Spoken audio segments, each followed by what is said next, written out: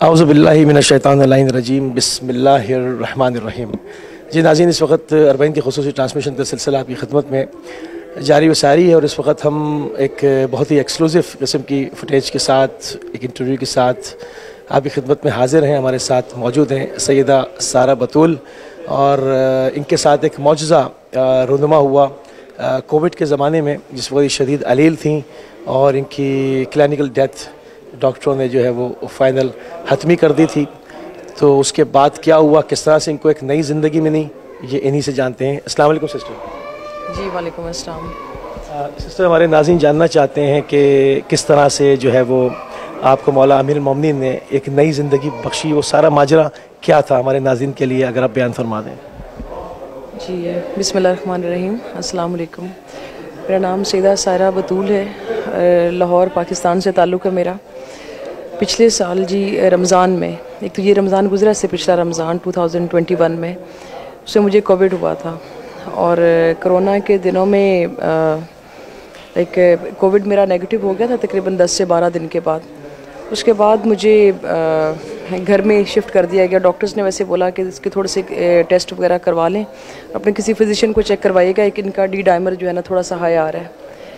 अच्छा, मैं जब घर गई तो घर जाने के अगले दिन बाद ही मेरी पूरी लेफ़्ट साइड पे पेन, जॉ लाइन में पेन स्टार्ट हो गई। तो हमारा वहाँ पे मकामी हॉस्पिटल है, नेशनल हॉस्पिटल DHA में, उस हॉस्पिटल में हम लोग गए लेके मुझे। तो डॉक्टर्स ने कहा जी से काफ़ी सीवियर जो है ना कार्डियक अरेस्ट हुआ है और इसको एंजियोग्राफी वगैरह भी करनी पड़ेगी।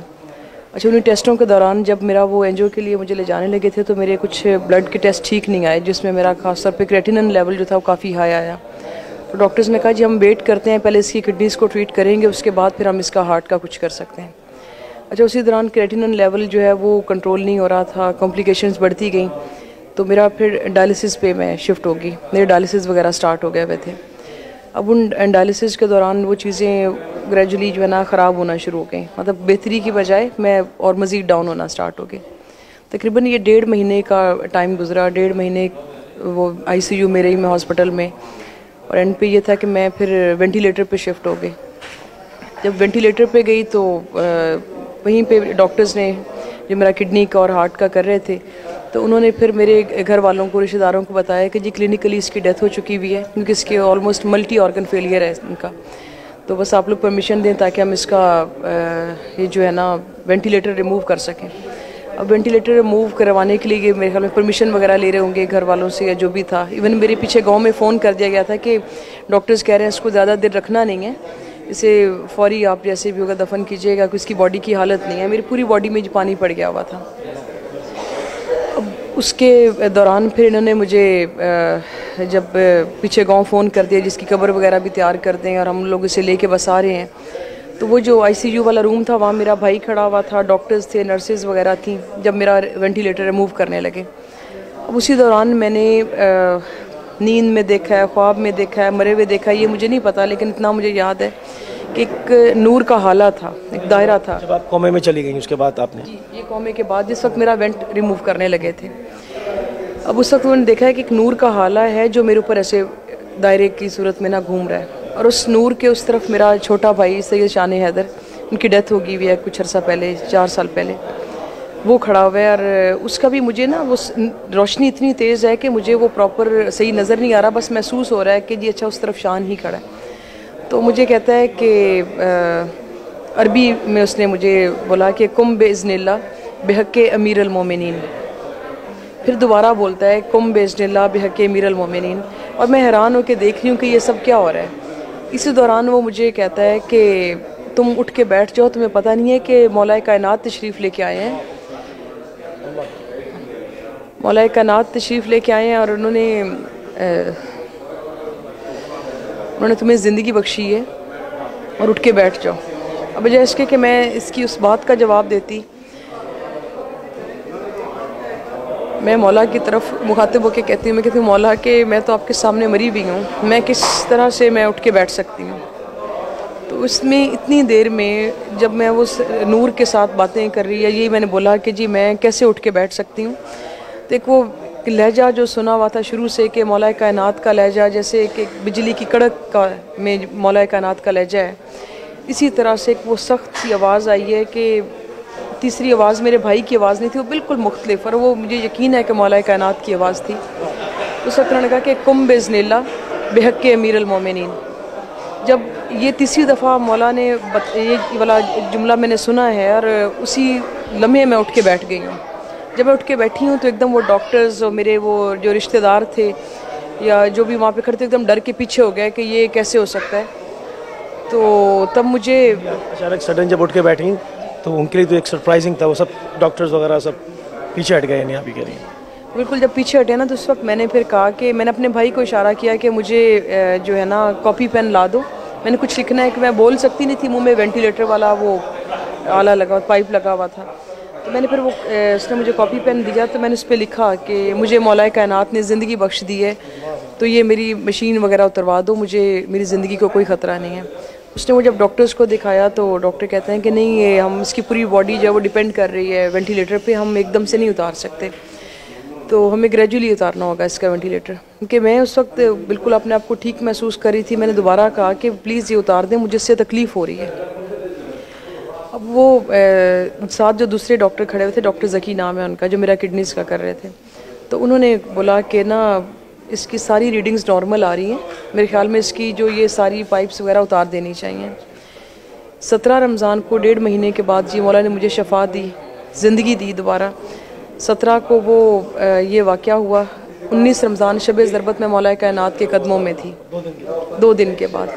उसमें मेरे यहाँ पे पहुँचने में सबसे बड़ा हाथ जो यहाँ पे सैयद का था, और यहाँ पे जो अमला था जो मेरे लिए दुआएं कर रहा था। और लाइव में उस वक्त ये था कि मैं मौला के हरम में मेरे लिए दुआएं चल रही थी सब, और ये लोग शाहिद भी थे इन सारे वाक़यात के, क्योंकि वीडियो पे मेरी ज़ियारत करवाई जाती थी मौला हुसैन के हरम की। तो इसी वजह से उन्होंने फिर मुझे वहीं पे इमरजेंसी वीज़ा दिया कि तुम यहाँ फ़ौरन आओ, जहाँ पे आके अपना पूरा मौजज़ा जो है ना वो सबको सुनाओ। और साथ ही फिर मुझे उनकी सैयद की तरफ से वो तहय्यात जो है वो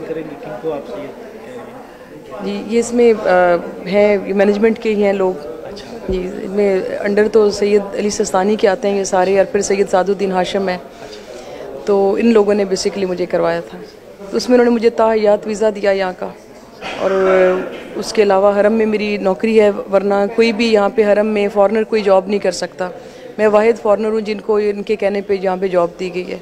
अभी भी आती हूँ, मतलब वो एक खुदामा का कार्ड बना हुआ है, जब भी आती हूँ आके जो चंद लम्हे हैं वो यहाँ पे आके मौला के हरम में नौकरी वगैरह करती हूँ। अब क्या मैसेज देंगी जो हमारे नाज़रीन इस वक्त देख रहे हैं? बाज़ लोग के जब हम जैसे प्रोग्राम्स वगैरह करते हैं तो लोग फ़ोन करते हैं, हम हमेशा ये कहते हैं कि हाजत बयान नहीं करनी है, वो सब उनको सब पता है, खुदा जानता है, और सिर्फ अहले बैत का वास्ता दें, मौला हुसैन का वास्ता दें।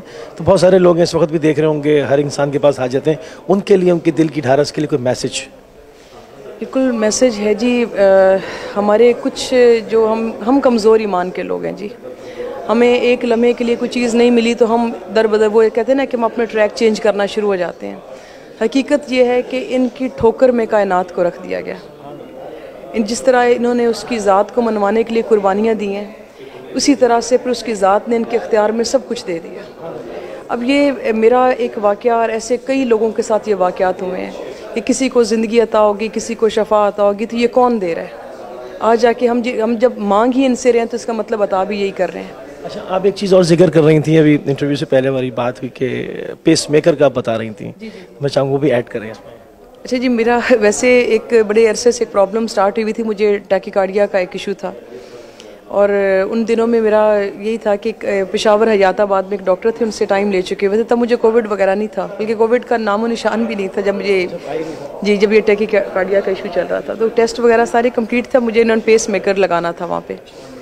तो अल्हम्दुलिल्लाह ये जब मौला ने जब ये ज़िंदगी दी तो इतनी बेऐब दी कि वो भी मेरा मसला, मुझे बड़े अरसे बाद मैंने रियलाइज़ किया कि मुझे कोई टैकीकार्डिया का इशू नहीं हो रहा, और वो तो मसला ही ख़त्म हो गया हुआ है। और आज तक खुदा का शुक्र है कि मुझे कोई सिंगल मेडिसिन भी नहीं लेनी पड़ती। और अब यहाँ पे जब भी वहाँ पे दिल घबराता है और वो याद आती है उनकी अता, तो उसी वक्त फिर आती हूँ, क्योंकि वीज़े का मसला मौला ने रखा नहीं है मेरा, वो मल्टीपल वीज़ा है और हमेशा के लिए एंट्री दे दी हुई है। तो बस वहाँ से जो है उन्हीं की वो सदका खैरात मिल रहा है और लेके यहाँ पे पहुँच जाती हूँ जी। बहुत शुक्रगुजार हैं हम, इंतहाई ममनून हैं, आपने अपना कीमती टाइम हमको दिया, बहुत शुक्रिया आपका। थैंक यू वेरी मच जी। जी नाज़रीन, आपने देखा और हमारी सिस्टर की गुफ्तगू आपने समाअत फरमाई कि अहले बैत अलैहिस्सलाम के इख्तियारात परवरदिगार ने जो उनको विलायत तकमीली से नवाजा है, उसमें जो तसर्रुफ़ है वो किस तरह वो जब चाहते हैं अपने चाहने वालों को, अपने मानने वालों को और किसी भी मुसीबत के हामिल शख्स को जब चाहते हैं सेकंडों के अंदर उसकी पूरी हयात को तब्दील कर देते हैं। हमारा एक छोटा सा ये एक इंटरव्यू था, मगर मेरे ख़्याल में ये एक पुरनूर और बहुत ही ईमान अफरोज़ गुफ्तगू जो हमारी बहन के साथ हुई, जब ये तमाम तरफ नशर होगा इंशाअल्लाह, जो आप देखेंगे इसको, तो उससे एक ईमान में एक ताकत, एक कवीपन जो है वो इंशाअल्लाह ज़रूर जो है वो आप महसूस करेंगे। इस वक्त हम करबला अल-मुक़द्दसा में मौजूद हैं और इंशाअल्लाह जल्द अगली मंजिल पे आपसे मुलाकात होगी। अस्सलामु अलैकुम व रहमतुल्लाह।